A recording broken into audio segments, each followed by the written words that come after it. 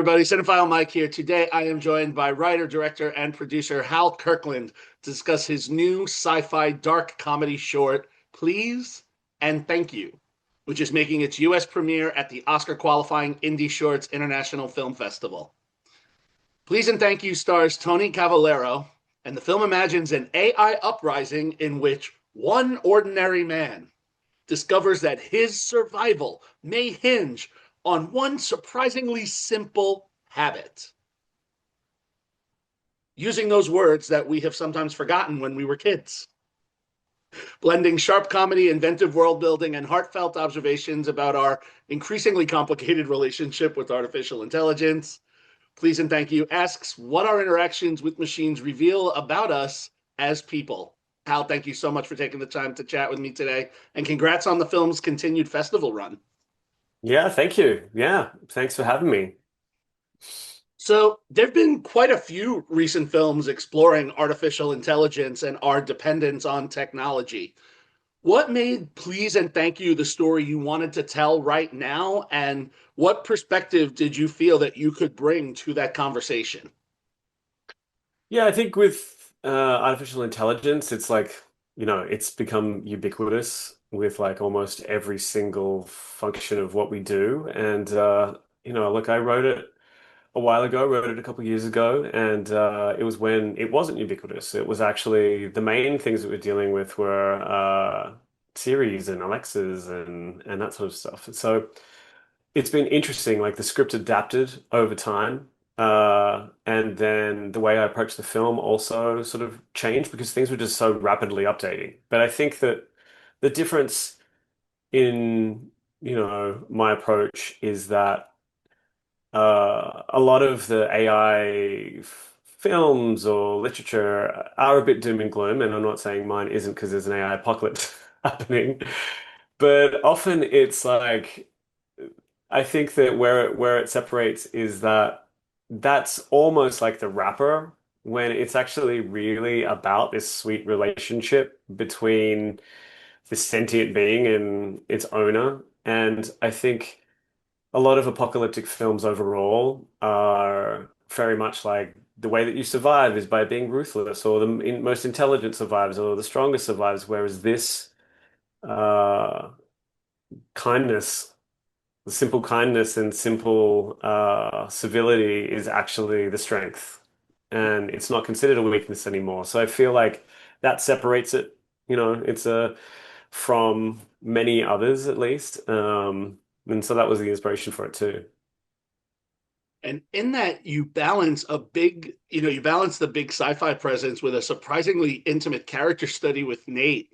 So when you were developing the project and launching Studio Farland, why did was this the first story to launch this company with too? Because that was also another big step with it. Yeah, I have to say it was almost the perfect stepping stone because I think I was working on other projects like like a feature script and even a series script, and a lot of them have like a similar th thread, and it's some of them are most of them are comedic, and they lean heavily into genre. One's even leaning into the supernatural, etc. But I feel like all of them are more like entertainment vehicles that allow audiences to like lower their guard a little bit, so you can actually get into really intimate stories and like examinations of what human behavior is and like the little relationships that they have. And I think that I like the juxtaposition between like creating this huge world or this world building scenario in order to talk about just this little idiosyncratic approach to how we talk to tech, because I think that I don't know, that's what interests me the most, I think, in exploring stories where it's there's just something sweet or human or something that we can actually attach ourselves to because we've experienced it ourselves. And in this, Tony Cavalero, he gives such a committed and endearing performance. So, what were your conversations like with him in shaping the character of Nate? And I'm curious how much of the comedic rhythm was on the page versus maybe what was discovered during production. Yeah, it's really funny. Like I think the original script the very first drafts were really there's lots of gags and lots of interplay between Mimi the AI and Nate. And as I was getting into it, I came to the realization that it's actually life and death. Like he actually thinks he's gonna die. So there's the stakes are so high that there's no time for him to make quippy observations about things. And so for me, it was better that it was played in a real way, even in an early stage in the script. And I think when I first even thought of Tony, it was actually a friend of mine who'd worked with him on a commercial and was like, "What about Tony Cavalero?" And I was like, "What do you think? Do you think he'd be interested in doing this?" Like, he's like my favorite character in the Righteous Gemstones, like Keith. Like, oh my God, he's so good and so sincere. And so anyway, I reached out to Chrissy, our like the casting agent that we often work with, and she's great. And she's like, "Oh, I know Tony's people, and Oh, maybe we can reach out." So I wrote in this love letter, which was very sincere because I was just like, "Dude, like, you're my favorite character. This is a script I've been writing, and I have been writing it with you in mind. I did a whole draft that was more focused on him and his sensibilities, because he has like such incredible dramatic range and comedic range. I think most right. people know him for this comedic range, but he's an incredible actor, and so it was funny. So I bounced it off him, and he like got back to me, and he's like, "Yeah, I dig the script. Like, yeah, let's talk some more, you know." And he was like insanely busy and finishing off Righteous Gemstones and getting into another movie and this other series. It was like I was like, when am I going to get him? And I waited for him for about almost 6 months, I'd say. And then we got together and we did a table read at his house, and it was like a dream come true. Like he just stepped into this role and then just made it him. Like, and it was he just if for anyone who doesn't know him, he is the sweetest, most genuine, good person, like greatest person. So honestly, it was like an eclipse.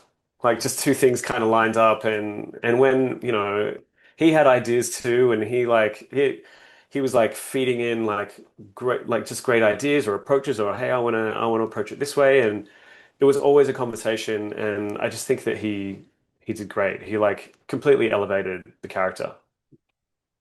And in that, because we're so, locked into this chaotic 10, 11 minutes, I'm curious to know how you worked and the conversations you had with Powell Robinson, because the cinematography is so tight. How did you go about making sure you could balance the comedy, the physical comedy of this, and the mounting tension as Mimi keeps reminding us that this clock is ticking down? Yeah, I mean, Pal's amazing. Pal and I have worked together on something like 9 projects now, and funnily enough, there was a project I was working on for HBO for the flight attendant, like this promo sort of piece, and I was looking at DPs, and he had this work. I just looked at his work, just the I think my line producer Taylor Rowe had hey, check out this guy, and I just thought to myself, this guy is the guy who's going to direct my short, and that was like years before we did it.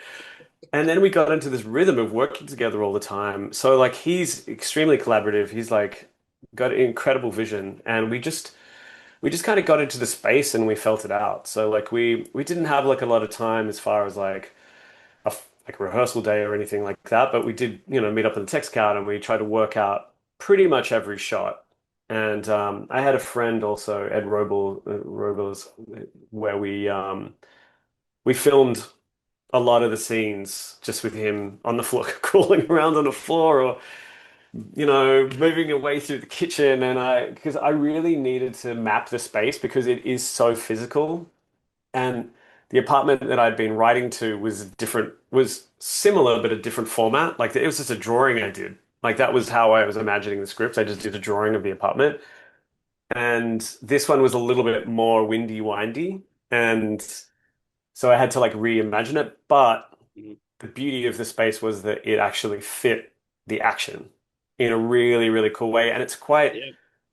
it's quite because the camera's so close to him and the corridors are thin and whatever, there's a claustrophobia that kind of Mm. is just like a feeling that worked perfectly with Nate's mental state the whole time, where there's something familiar like you're home when you're just home alone, you're singing to yourself or you're doing something, Right. and there's this like it's closing in on you as the timer is counting, and we're getting closer and closer and closer and closer and closer and closer, and I felt that worked great. And so Pal is a master at, navigating spaces like that too with the camera. And speaking of singing to oneself, I would be remiss if I didn't bring up Nasty Boys Dance, which Nasty Boys Dance, this yes. song had tickled me so much. It comes at such a pivotal moment, so it's this great juxtaposition. And I'm curious, as both the lyricist, so you wrote the lyrics for this, and the director, what was your collaboration like with Suno to make sure you found the right tone for the song to make sure that it would serve its purpose and just kind of fill that moment? Yeah, I mean, it was the music was such a big journey for that song because originally, when I was just like pie in the sky writing the script, it was "Shake It Off" by Taylor Swift, Mm, and so there was this juxtaposition between "Shake It Off" being the favorite song, and then so we're going around, and then it was Tony had a really good connection where it was with his band that he knew and had met, and there was this really big song, and that was an interesting idea. But I was like, as we were getting into it, the licensing of the song, and then mm, I'd have to license it for a year and then re-up it and do all these different things. And I was like, wait a minute, is there something that like can hit conceptually just as strong and be just as surprising, but not, that is completely brand new? And I was like, and that like works to his character, like it's just an unusual thing about his character kind of thing. And I started writing just some like lyrics, and I was like, what if it was like just like this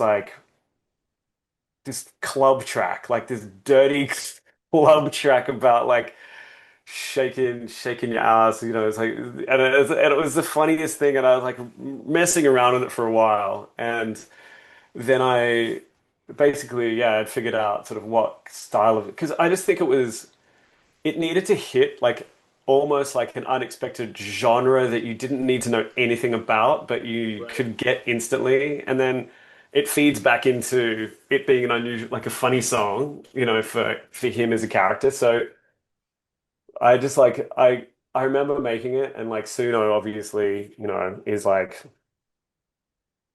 AI in its own right as far as like it's building these amazing things. Because a lot of the time when I work with people, like I write songs about them, and then as the project ends, I'll like send them songs about that, like about them, and I'll create album art and everything. So I was like, I'm gonna try one for this, and it just like I played it, and I was like, wow, this like song hits. And then I sent it to my line producer, and he's like, I want to hate it, but I think I love it. And then I sent it to Pal, and he's like, God, I thought you were using some other song. He's like, but I don't know. And like, so everyone was like, should we hate it? Should we like it? Because, and then I left it for a while. And then I was like, you know what? I think this is it. And I love the fact that he's like, it's just kind of like he has that comment where it's like, oh, you've played this song a certain amount of times. Just going, I was just going through some stuff. Like I was just like, I just had this song that I was exploring, and I was like, and I just thought that was such a cool character moment for him as Yeah. well, where he's like, yeah, it's like I was into this song, like, so what? So yeah, I mean that was a really fun part. Like I've worked on projects before where uh I did this thing for Amazon Prime for Good Omens, and I took like characters from the original show and turned them into this like touring a cappella satanic choir, and I wrote all their songs based on like mashed up Queen songs and Christmas carols, and we wrote these four-part harmonies like in a cappella so that they could perform in real life. And that's just like my dream. Like that's just such a dream component in filmmaking that you actually also get to like kind of make songs and make people feel things in a different way. So Nasty Boys Dance forever. I almost want to have dances like when the film shows, and you just like go, "Come on, boys!" And then it's like you have these like hardcore, amazing dancers out there. Like that'd be the best. So the film has already begun its journey internationally, and now it's making its U.S. premiere at Indy Shorts. So what's exciting you about sharing it with American audiences? I think just their sensibility for comedy. Like I think it's like there's so many different kinds of comedy, and it's been really interesting. At first, I was like, is this film comedy enough? Is it because there's certain shows that you watch, like, just situational comedy and everything, where it's like a little bit more like this is it, this is funny, guys, and because I played it straight and you if you build the characters and they're quirky in their own right, then you can put them into an crazy scenario and it works. The comedy comes from them interacting with, crazy stimuli. And I think I'm looking forward to American audiences just sort of feeling it out, where it's like a little bit unexpected humor. And I think that there's like that's that kind of like I guess appreciation for like smaller gags or just like funny moments or funny things happening in an action sequence, I think has been something that has been evolving it's less gaggy. Like I find, comedic cinema, like dark comedy is almost like a more popular genre somehow. Like we've kind of seen sort of the gaggy comedy die down just a little bit, even though I Right. love it. It's great. So, but it's been funny seeing it in different markets as well. Like, showing it in Korea, and I was in a slot where there was some really, really serious films, like Mm. really serious 20-minute long films where you reach the end, you're like, whoa, like that's pretty heavy. And then you're like, what do we do for an encore? And then Please and Thank You rocks up with Nasty Boys Dance and stuff. And I think the audience was surprised. And so I was kind of hearing them rather than kind of like a chuckle, they were like, oh, oh. Oh. And I was like, I'll take that. Oh, that sounds great. Okay to laugh. Yeah, yeah, it's cool. I'll take that. And but it's funny also because it was initially nerve-wracking seeing it on the big screen and like seeing an audience respond to it and you're like, are they going to get this? Or are they going to get the all the separate little beats? Like there's a sequence when he's in the kitchen and he's fearing for his life and drinking water, and then the phone's trying to make him feel better about something, and then it's like telling him terrible news because it thinks it's good news, but all of those kinds of things. And it's been good just seeing like, people go like, like they're kind of like, ha, ha, ha, ha, ha, ha, like it's Yeah. 9 jokes in a row. So yeah, that's been a great part. And as you move forward with Studio Farland and future projects, you talked about a few other things that are coming up. What would you say for you as a filmmaker is one best practice that you look forward to carrying into your next project? Maybe something you learned on Please and Thank You. And what would you say is a learning curve that you might try to avoid next time you move on to your next project? Yeah, I'd say one characteristic that is true is there it's always an examination of a relatively small human insight, like I kind of even though sometimes I'll start with, oh, what if it's this unexpected scenario? I always try and find what that sort of that core human premise is always. And so it's even funny with Please and Thank You, working on the feature and getting funding and sort of generating that. And it's actually evolved quite a bit from what I thought it was first, because I just think that there's a deeper human story in the ensemble of people that were saved, for how they communicate with devices. And it's funny, it kind of evolves in a deeper way. And I think like something that I've learned from this process, um,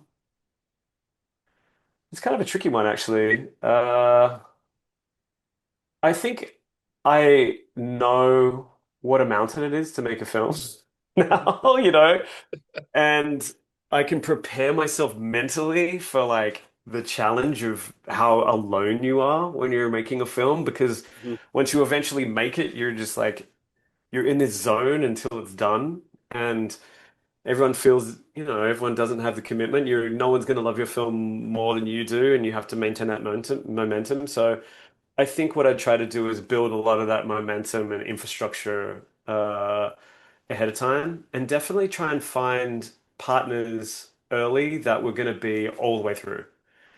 So it's like me and a producer that is like all the way through to the other end. So we're managing festival entries and we're promoting it and talking about it in different ways. I think that building a little unit like that would be a really valuable tool to just maintain sanity while you're making something. Nice. And when audiences finish, please and thank you. What's something you hope they carry with them afterwards? Yeah, when people finish Please and Thank You, I definitely want them to walk away with just being just a little bit more polite, and not just to their devices as a survival mechanism, but just to hold on to that, that glimmer of humanity that, something that is worth saving. There's too much anonymity online and people say whack stuff to each other and whatever, but I just think, as I said before, I think the muscle memory of saying please and thank you and being civil, even if it's to an AI or a robot or a Siri or whatever, I think keep those muscles working, people, and let's be a little bit more polite to each other. Nice. And I'm sorry, I have one quick rapid fire one for you that I think would be a fun way to end this.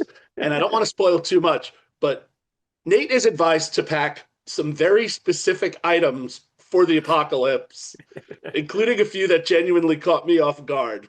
So I got to know, if the AI takeover happened tomorrow, what are three things that are absolutely making it into your go bag? Ooh, that is a good one. That is a good one. God, I think I I mean, from a sensible standpoint, I'd say some sort of pocket knife or something. Okay. Wow. Yeah, I mean, I was just like thinking of a million things that would run out of batteries in about 2 seconds. A good jacket for sure, and some boots. I think I'd keep it pretty There we go. simple. Yeah. Well, Hal, thank you again so much for taking the time to chat with me today. Please and Thank You is screening as part of the Indy Shorts International Film Festival in the Dark Comedy 2 program. We will include links in the description below for screening information and more details how you can get tickets if you're in the area. For everyone watching, if you enjoyed this conversation, please make sure to like, comment, and subscribe to the channel for more filmmaker interviews like this, spoiler-free reviews, and you can visit my website, cinephilemike.com, for more festival coverage and award season content. And as always, folks, this is Cinephile Mike reminding you to take a break and watch something new. Al, have a wonderful day. All right. Thank you so much, Mike.